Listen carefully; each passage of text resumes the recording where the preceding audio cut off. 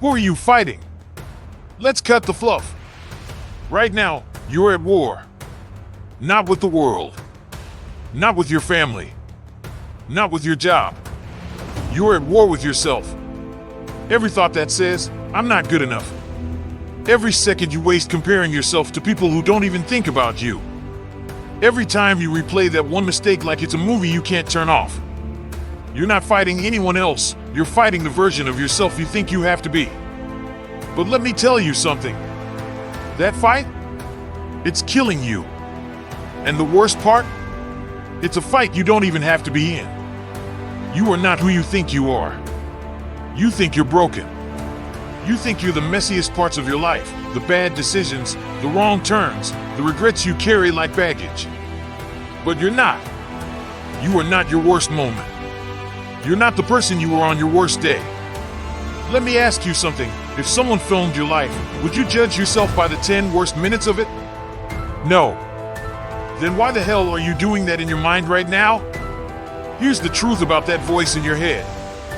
That voice, the one that tells you you're not smart enough, good-looking enough, successful enough, it's not you. It feels like you because it knows all your secrets, all your fears, all your insecurities. But it's not you. That voice is fear dressed up like logic.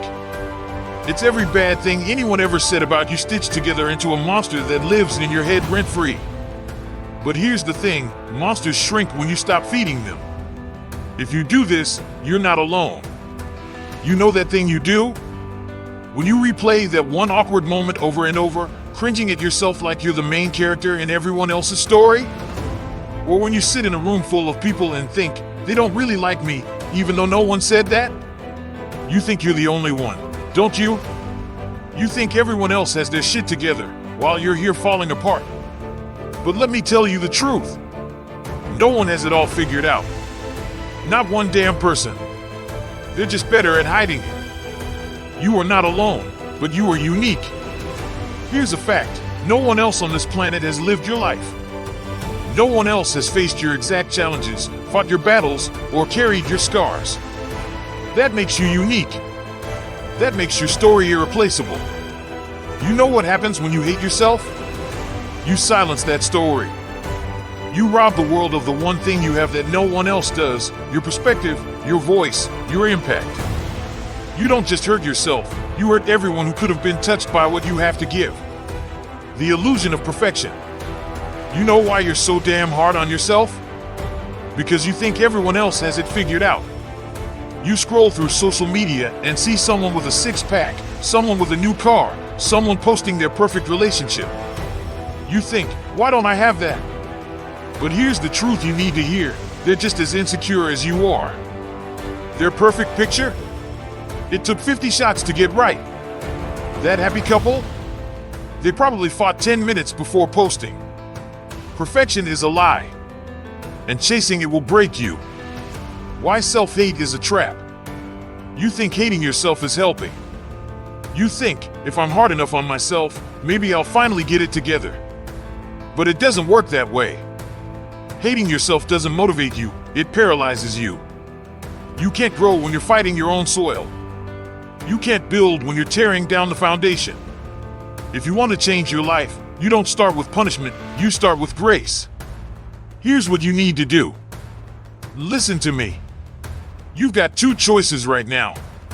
You can keep being your own worst enemy, or you can decide to be your own greatest ally.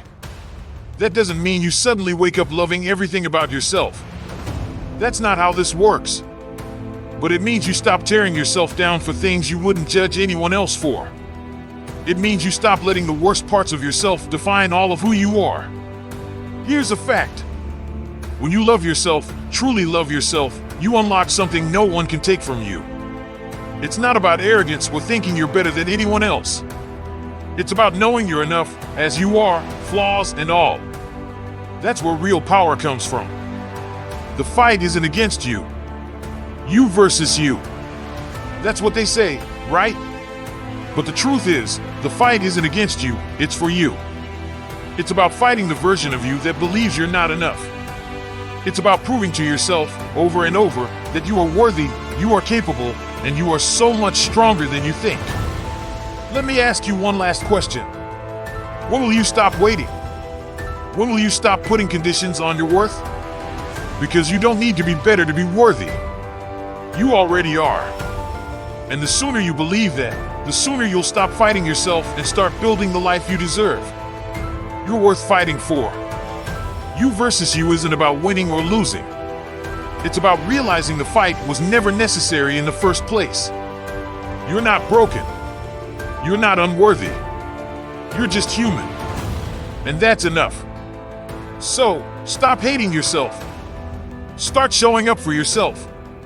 Because no one else can do that for you. And you are absolutely worth it.